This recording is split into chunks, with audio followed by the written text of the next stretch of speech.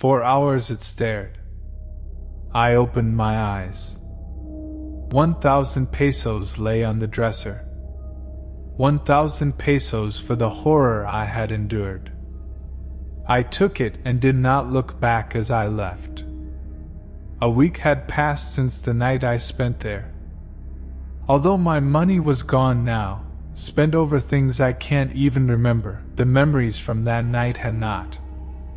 Not a moment went by where I wasn't thinking of the thing that had breathed so close to my face.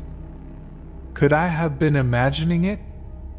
Perhaps my fears had been so strong, my mind had created something to justify it. But my senses could not have been tricking me. I smelled it, blood and sour rank.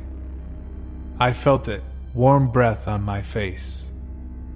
Who had left the money? What was the presence I felt? And the question that caused me the most dread, what would have happened if I had opened my eyes? My return to the house was no longer just for money, but answers. The evening I returned, I noticed that nothing had changed. The only difference from the first time I had been there were the bed sheets, still crumpled from my use. The effervescent light from the clock was resolute, like a statue's stern gaze, almost punishing as I lay on the bed. Just a few seconds before 11 p.m., I shut my eyes. The thing appeared close my face exactly on the second. This time my fears were replaced by a studious curiosity. I noticed that right before it arrived, I did not sense anyone walk into the room. Its appearance was fluid, soundless, as if it had materialized from thin air. The thick smell of blood and sourness were consistent with the first time. I turned my head slowly left and right, and every movement was mirrored perfectly by it. Like studying yourself in a mirror, your reflection so close to your face, you could fog it with the breath from your nostrils. I dared to do the one thing I had not the last night I was here. I brought my hands up to my face cautiously, feeling my bones creak beneath the tense muscle and cold skin, the sweat building on my frightened palm and fingers. As my hands reached close, they stopped, protested, hesitated. My heart banged like wild mice in a cage. I grimaced, summoning all my courage, eyes sweating behind the lids, temples pounding. My hands moved again. The unseen presence continued its breathing, steady, undaunted, unmoving. My fingers touched something. I stopped. Every part of my body froze. I could not breathe. The blood on my face swelled as I choked on fear. The breathing from the thing changed. It grew raspy, excited. Its putrid breath hit my face more powerfully. I could not tell my fingers to move. They stayed where they were, paralyzed, touching it. The length of time that passed after, I could not recall, my mind too swamped in fear. All I could remember was that, at last, the lockdown of my mind had subsided enough for my fingers to try and comprehend what it was touching hair. Sticky and cold. My heart banged. My fingers moved slightly. I felt the firmness of a scalp beneath the hair. The thing continued to breathe as if enthused. Somehow I had managed to detach myself from the paralyzing terror of my body, and now I was moving my fingers like a puppeteer would to his marionette. They followed the curve of the scalp, lowered until I felt skin. The skin felt torn and jagged, and the sticky fluid was thicker there. My fingers passed the broken skin, and now I was palpating what felt like flesh. The flesh of chopped beef parts in the market, sticky and soft. I lowered my hands. My heart thumped so hard, I thought I might die of heart failure. I was too scared to continue the investigation. It felt like I had been touching a severed head. 3 a.m. Again, I waited until I was relaxed enough before opening my eyes. Like before, 1,000 pesos lay neatly on the dresser. My hands, still paralyzed from what they had felt earlier, were clean. I thought they might have been soaked in blood, but there was nothing.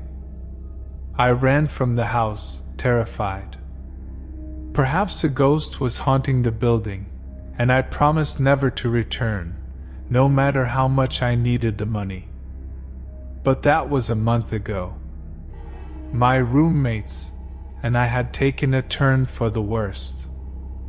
Town officials were cracking down on businesses like the one we worked at, and required to show proof that we were tested, just to make sure we weren't spreading any diseases. But lab tests required money. The bar managers I worked for were snapping up only those girls who could give him the negative tests quickly, and space was limited. In spite of the fears I felt, the promises I had made to never return, the need for money was greater. After all, hadn't nothing bad ever happened to me while I was there? 11 p.m. The demonic presence returned.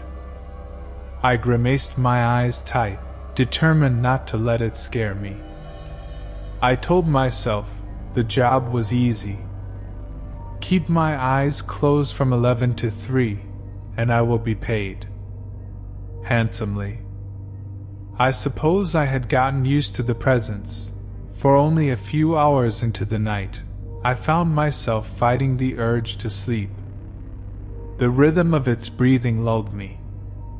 In out. In out. Its sour, fetid breath mixed with the sickly sweet smell of blood, perfuming me to sleep. I tried hard to fight it. I failed, and soon sleep's heavy hand had successfully pressed down on my weary mind.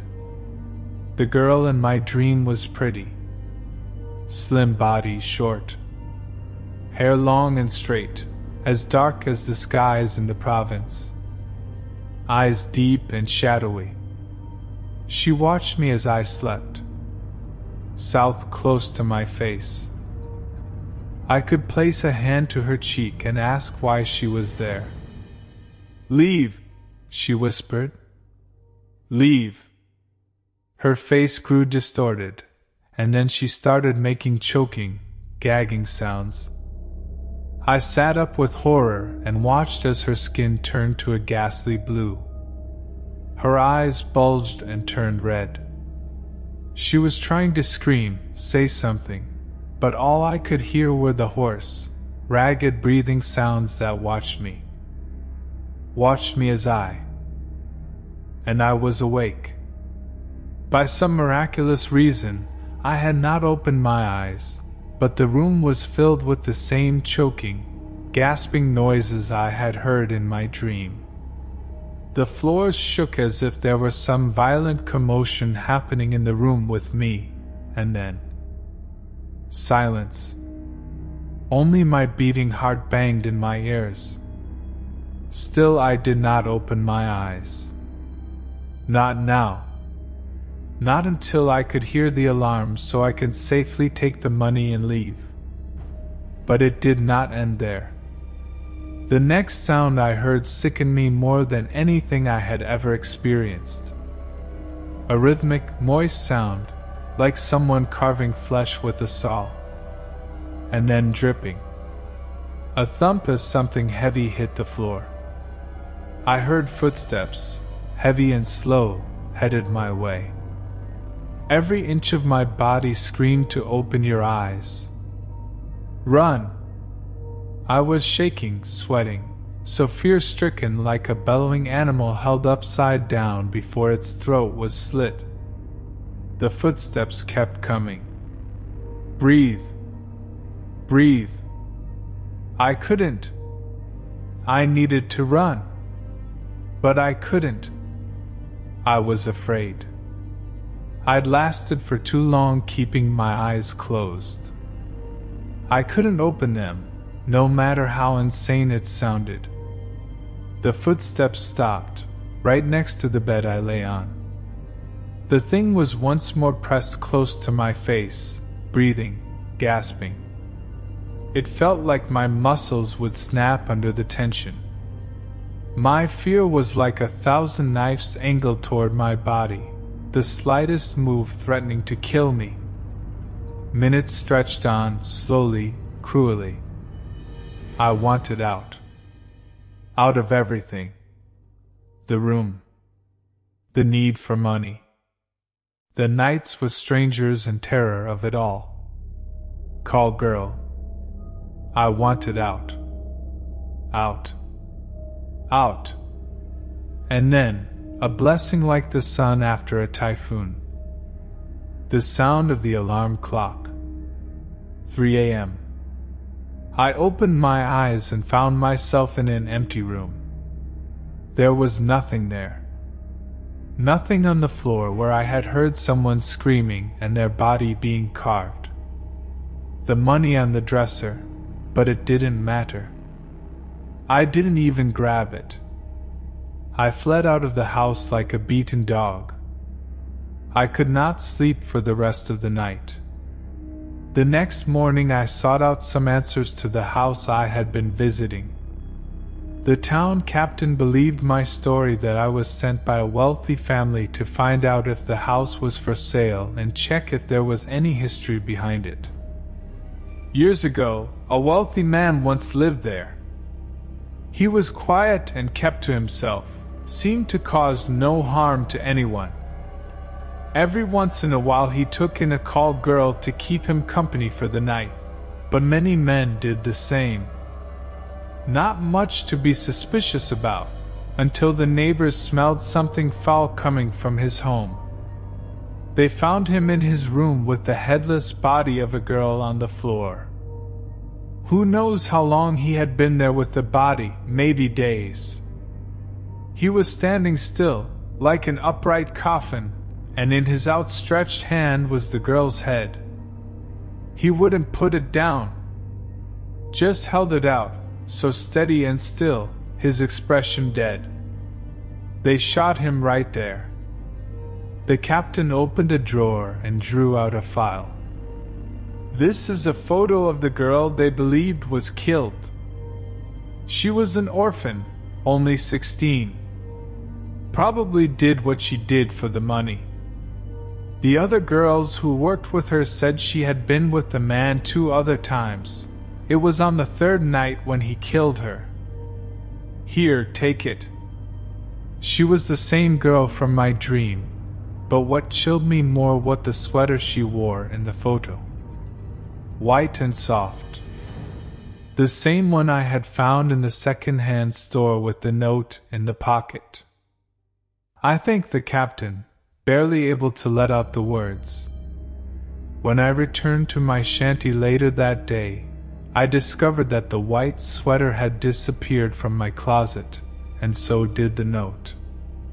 When I asked my roommates if they had seen or taken it, all I got was the answer no. I gave up working as a call girl and found a job as a caregiver for an elderly couple. Although the work was hard and slow, I persisted and saved up enough money to start college. Sometimes I passed by the thrift store where I had found the white sweater with the cursed note. I remember the 3 nights I had spent with the dark presence and how insane I had been, returning even after so much fear. For money, for curiosity. That's what a call girl's life did to you. You become jaded to the dangers you repeatedly put yourself into. Sleeping with strangers, potential murderers. Returning for the money and thrill of it. I tried to stuff the memories into the dark cracks of my mind. Forget it. But still I wondered. What if I had opened my eyes? A few years later, I came upon an article in the news. A small one amongst a few other murders. They always wrote these stories with such detail, and my blood curdled. The body of a call girl had been found, her head severed. The girl's eyes were wide open,